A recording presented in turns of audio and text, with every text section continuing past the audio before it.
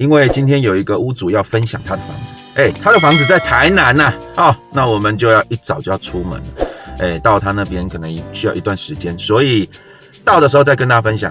好像在台南安平吧，而且也是保家的案子哦。我们现在全省都有，如果有南部的朋友想要来分享你的房子，欢迎跟我联络哦。那我们就 Let's go。Don't wanna sleep in, cause I got something to prove. I gotta take what I hate and finally make a move. I think of you and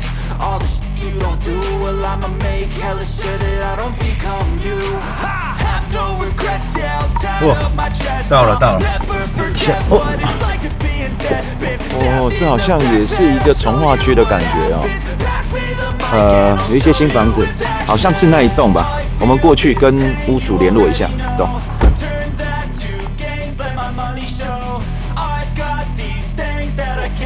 才刚完工没多久的感觉 ，7 都要进驻了哦。有一些店好像都已经都开了哦。然后植栽目前感觉也做得蛮漂亮，有一些中庭哦。我们的屋主出现了，小蔡，哇，你家刚落成啊？对，我今年4月刚交屋而已。4月交屋，哇，现在8月了哈。对，你们这一区叫做什么从化区？我看很多新的大楼在这边。这边叫做五期从化区。五期从化区，台南五期从化区，就是目前被最多人讲说炒房的，就是这一区，是不是？不是，不是这一区哦，九份子不是这区，已经很久了。这个已经很久。对，这个房子刚盖好，然后现在你已经入住了吗？还没，还在装潢当中。还在装潢当中。对，所以准备入住前来分享一下。对，其实应该本来今天的这个时间应该是要入住的，是有遇到一些装潢缺工缺料的问题。最近真的是这样，又在慢刚好慢了1个月。对。那我们这个社区应该是公社也不能拍了，我们就直接到房子里面去。OK。好，那我们就走了。哇！因为现在都还在装潢当中，所以全部都必须包得非常紧。三星的电子锁，对，没错，这是你自己花钱装的吧？没有，直接线上的标配。真假的？我看外面的，真的你这个不是也是保家的吗？对，保家的现在都有标配这种东西啊？有，而且它还有标配一组，就是门铃，然后按了之后，它会自动拍照的功能。门铃还会拍照？对。传到什么地方去？传到这里。传到总机啊？对。所以回家如果发现有人来你家按门铃，对，那我就会知道。现在都是智能家居了，是不是？对，算是初阶的智能家居。初阶的智能家居哈。我们来看一下小蔡的家，来，这是客厅了哈。对。现在大致上已经我看柜体啊，全部都已经安装完毕了。差不多。那接下来就插什么？木地板。还有家具家电。家具的，对。OK， 好，那我们就一个一个来分享了。来，好，这个大门一进来了以后呢，它就是有一个玄关的区域。对。所以你这个木地板会做到哪里？会全做吗？会做到这里。做到这边。有一个落尘区。然后这边就是一个落尘区。对。然后进来以后，我们就看到，鞋柜。对。老婆很会买，对不对？鞋柜这么大，你看好几个。还有2个小孩要放。2个小孩要放真的放很多，而且你看它这个设计它这个可以5金件可以完全到几乎是170度左右。对。它里面还有空间可以让你看。所以它直接这样子可以伸进去，所以把所有的空间几乎完全的利用到。而且有一个细节它这个地方都有做这个有没有？透气孔，我看这边也有。对。哦，就是说，小蔡可能他鞋子是比较臭一点的，就是要来让他透气一下哦。所以这边放一些比如说置物柜在这里，整排钥匙啊，然后它也有架高，所以下次如果买了什么扫地机器人啊或者什么，对，就可以放里面。空间先把它预留起来。还有什么？就是你鞋子回家的时候直接往内丢进去就看不到，都想好了。违禁。哦，那这里又做了一个穿鞋椅。对，这个是设计师有特别跟他讨论过。然后高度是预留让小朋友可以用的这边还做一个柜子。然后做进来以后呢，整排的系统柜。对。这柜体上下它做到刚好这一支梁。对，刚好就做到这支梁的这个下面。然后整排颜色是你自己挑的吗？颜色是我自己挑的，没错。然后跟设计师讨论，有画出3D 图给我看过。白色的部分你喜欢这种比较属于简约，对，简约北欧风，对不对？北欧的那种。OK， 好，那电视墙呢？它就是我觉得特别做电视墙，就是白墙，干净净。你是问到是真垃圾的。那上面订了一整排的柜体。柜体这个要特别说一下，本来它是要做下柜的。本来在下柜。可是因为想说下柜要留着放小孩的那种玩具车，还有玩具，所以跟设计师讨论过，就决定把柜体往上移。那刚好也可以在梁下把它做满。那下面小孩子要放怎么放？他们就会有那种玩具箱。直接这样推啊？对。哎呦，好爸爸是不是？所以往上，上面放一些不该给小朋友看的东西，直接放，他拿不到。真正是想到非常的细了哈。然后这有一个，这个好像是可以调整这个。这是好事多的。好事多，它可以这样调整。对。在那边看电视要吃饭的时候看电视可以转过去，那这边沙发的时候可以转过来，然后沙发背墙在这边我看1、2、3、4、5，大概3米左右，所以你这电视我猜至少要到65到70寸，你大概会买几寸？我后来决定买55就好。55寸是怎样？为什么？因为小孩子是不是？因为怕他们荧幕太大的时候会觉得有压迫感。荧幕太大的压迫感，对不对？所以这样子大概这边再放一个茶几，刚刚好，是这意思啊？如果先不买茶几，可能就把整个空间都留给小朋友大一点的就对了对。然后这个房子呢，这边又有一个阳台，对，前阳台。看出去是活动中心李明活动中心对，就在正对面而已。然后所以你看出去前方有一个公园，这边有一个公园。对，哇！所以你这边看出去不会再被盖那种很压迫的房子，应该是不会，而且对面的大楼刚好正面是没有开窗的，所以跟他们也不会对到，所以隐私的部分也可以顾到，我觉得做得也不错。所以你这边呢，可以不用拉窗帘就对了，对，还是会做了，有窗帘盒都做了然后这里做了一个很有特色的一个灯具。就是因为自己以前的老家都有这种上面有风扇的我觉得这样子还蛮舒服。我老家也有一个。对，这个也有一个美感，就是以前呢，那老人家都不知道，就把这个风扇装在那个灯的下面，所以在转的时候你就一直一闪一闪迷彩。对，然后过来这一块是什么？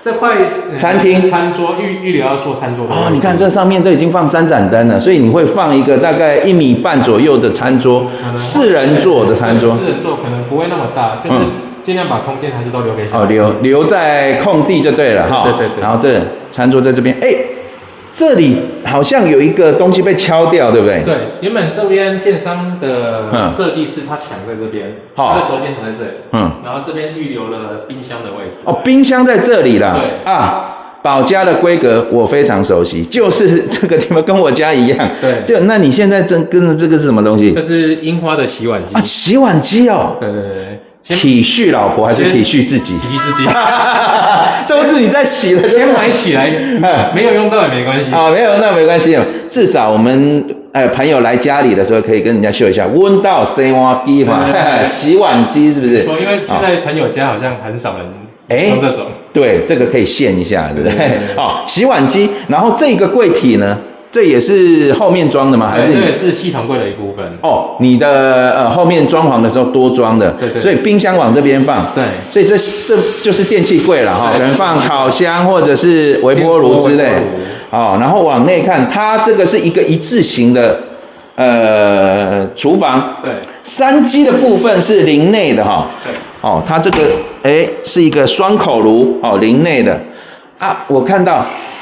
这是建商配的吗？建商这次有主打说他们是一个健康宅，所以有留了滤水器给我们，然后他们好像在大楼那边进来就会有先过滤过。哦，大楼也有一个主要过滤的，过滤过2次了，过滤2次，然后房子里面再配这个 3M 的，对，哎呦不错呢。我们看一下后阳台，后阳台。哇，这个感觉最近应该是都没日没夜的，对不对？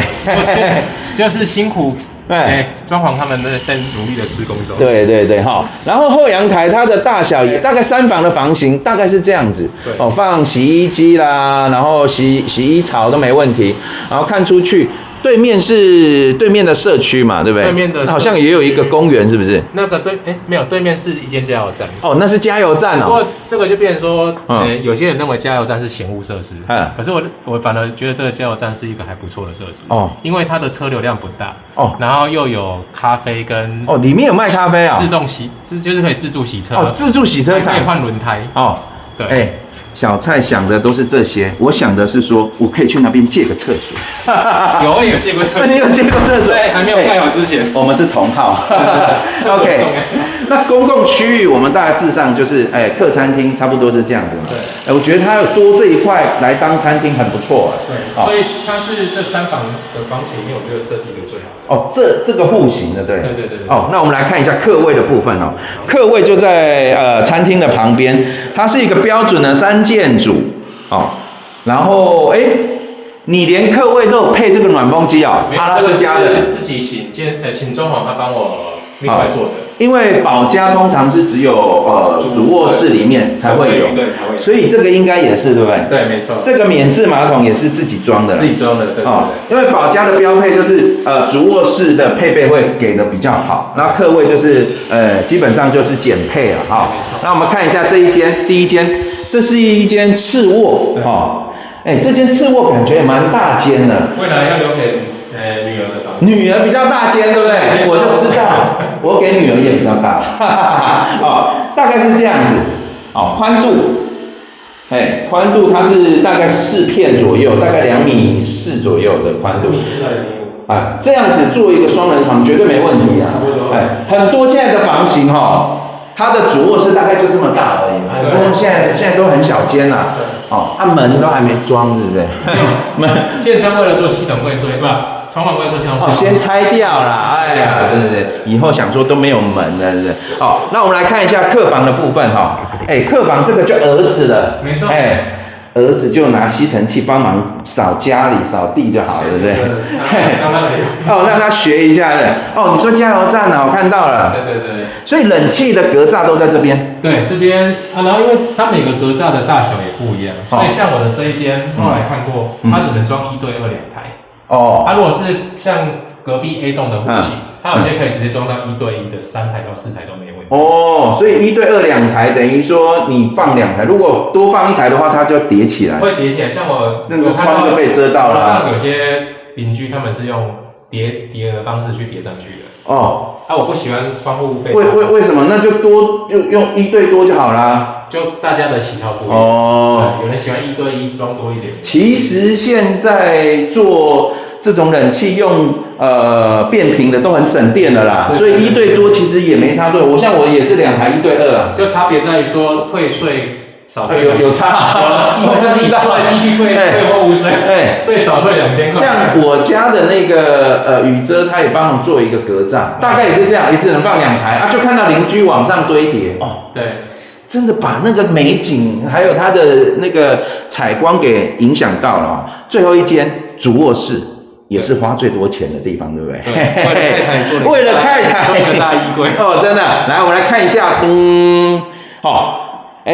你又做这个床背板床背板，这个是特别做的，用系统板下去钉的哦，那这个整个做起来，这个是要手机要充电的哈，但是手机也要充电，是不是？这个是到时候化妆台旁边，太太要吹头发是都为太太所考虑就对了，有特别你这个是什么？对，你也是啊，这个你们这么多充电是怎样？这个是要想说放那个床边柜嘛，床头柜，对，插座就先留着这样，插座先留着，那这个就加一个加大双人床也没问题了，king size 也 OK 了，对然后这边呢，整面的柜体，看它金嘴纱呢，衣服好像很多，我看一下有没有什么，空的，还没弄好，那这个够装了，太多了，是不是？应该够了。小孩子之后都躲在里面了，是不是？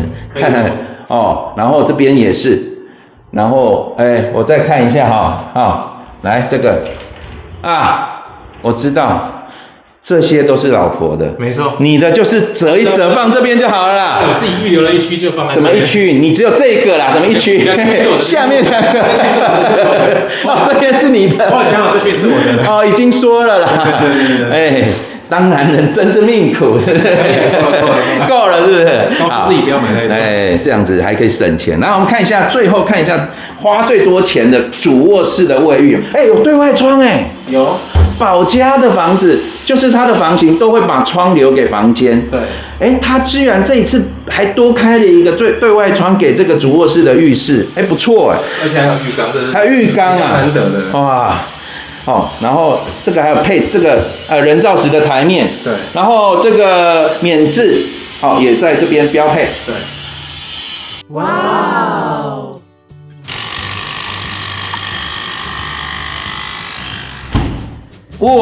隔音怎么这么好？因为它有配大同的气密窗，大同气密窗啊，刚刚外面有没有修马路那个声音真的超大声的，对，结果气密窗一合上，啪。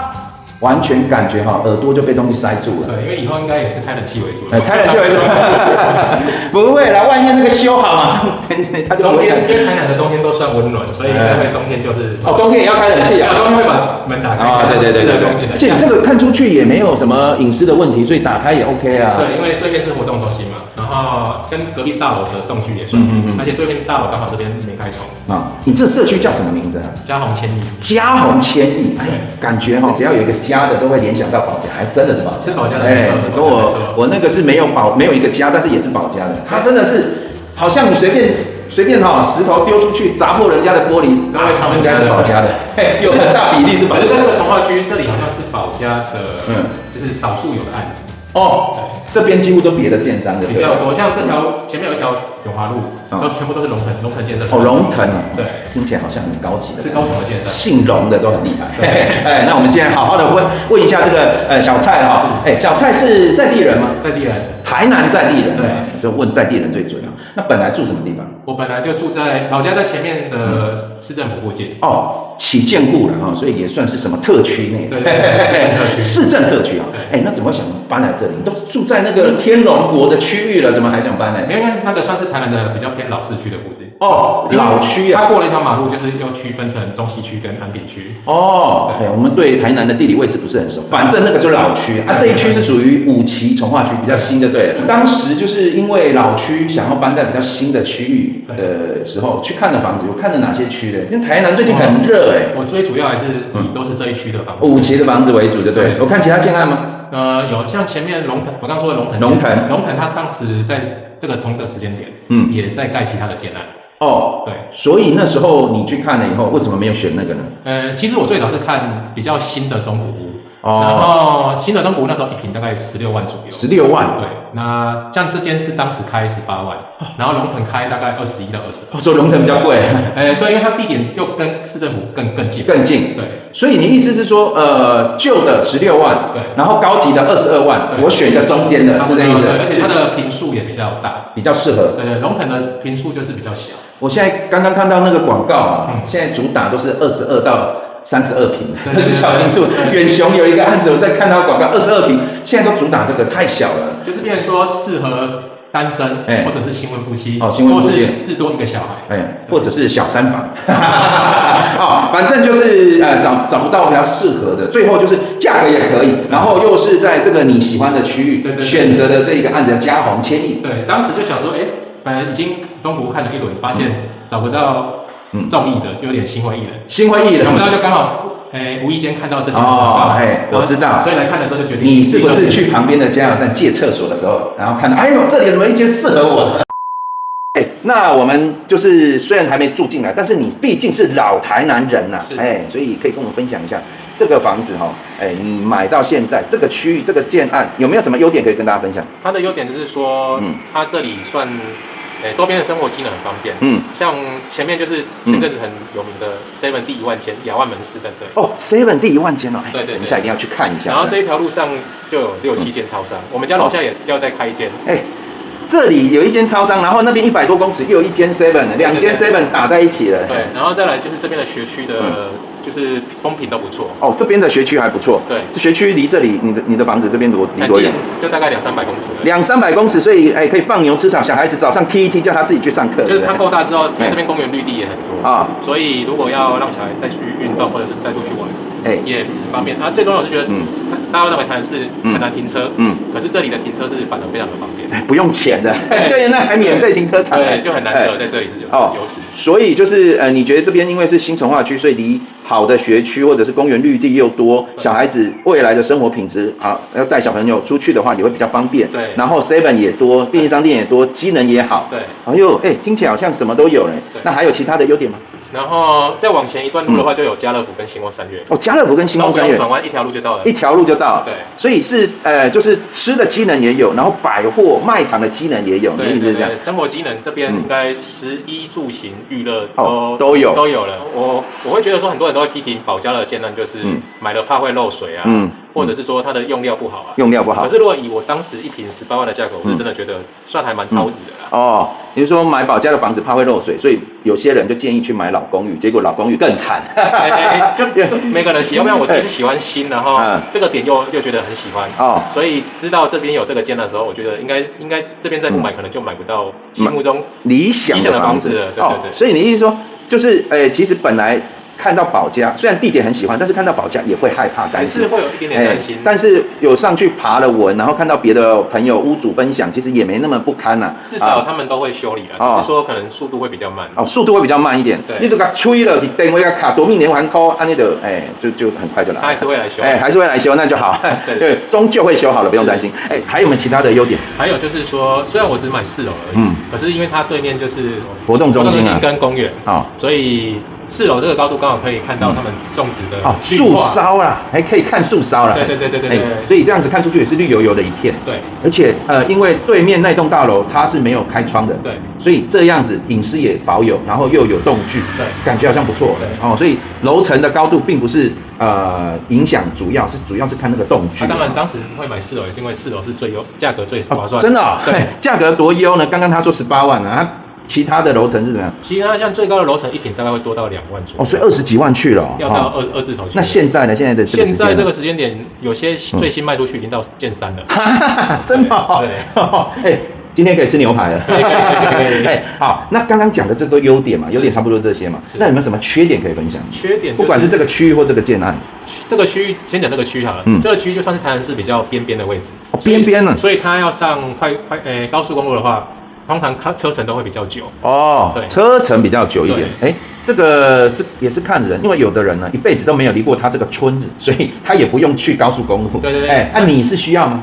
我不用，因为我的职业就是在这个地方工作。所以你也不用到处跑了。对。所以没有需要就好。对你来讲不是缺点。小事。还有没有其他缺点？然后就是对面是加油站嘛，这个就是见仁见智你刚刚觉得说它不是缺点的原因，是因为它有咖啡，然后加油也方便。是它的车流量不大。车流量不大，不会太吵。不会太吵。对。然后又可以借厕所。有借过。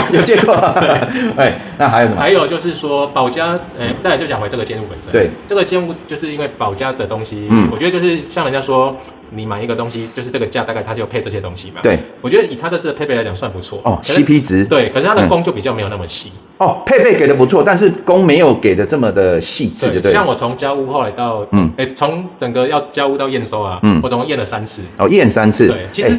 都不是很大的缺失，可是你就会觉得说，怎么会都还是有那么一些些哦，这有2个层面，第一个就是他真的没做好，第二个是你太喵了，你觉得是哪一个？他真的没做好，他真的没做好，那就真的是没做好哦。反正呢，这个每个人他遇到的状况也不见得是，有的人可能很快就交屋了啦，有的人就是像你，就是验了3次才交屋了，对，那你就看你自己的运气了啊。有的买那种高级的、很贵的，什么你刚讲什么龙的那个，他可能也验了好几次都没过啊，对不对？不一定啊。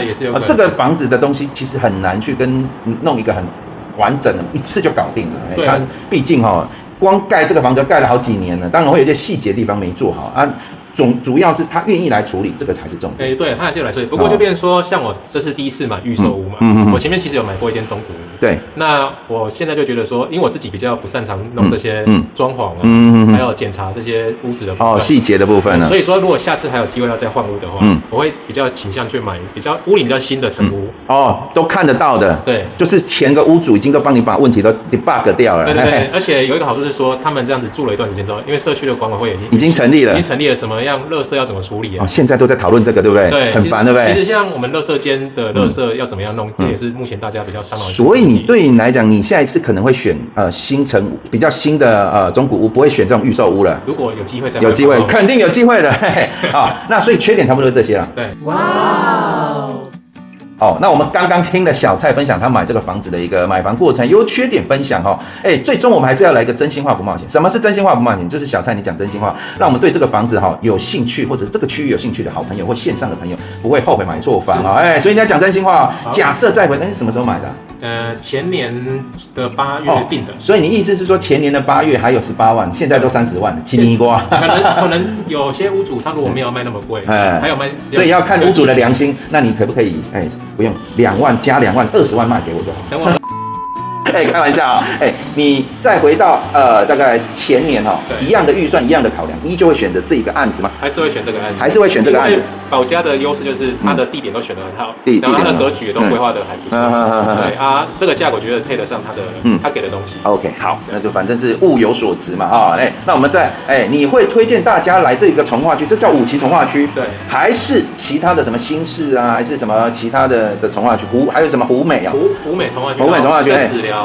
很多个从化，台南最近非常的热啦，全台湾最热的区域之一。对，还是推荐他们去其他地方，还是来这边？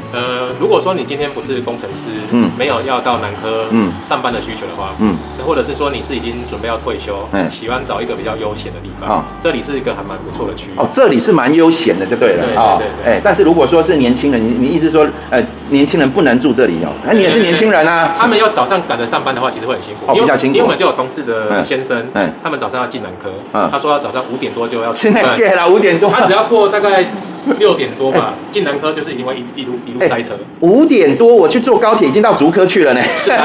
这个区域就是他不管要上，因为我们台南就是几条。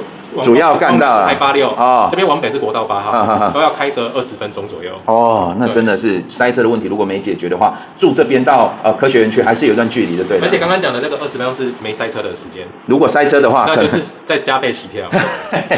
OK， 那我们今天感谢我们小蔡来跟我们分享他这个房子的一个买房过程，还有他的优缺点。最后他推荐如果你没有赶着要上班的那种时间压力，其实是可以选择这里的如果你是在科学园区上班，可能还是找比较近、离上班地点比较近的区域那我们感谢小蔡如果你是台南的好朋友，欢迎来跟我联络，下面有联络方式，一起来分享你在南部台南这个区域或者高雄的朋友也可以分享你们买房心得我们感谢小蔡，我们下次见，拜拜。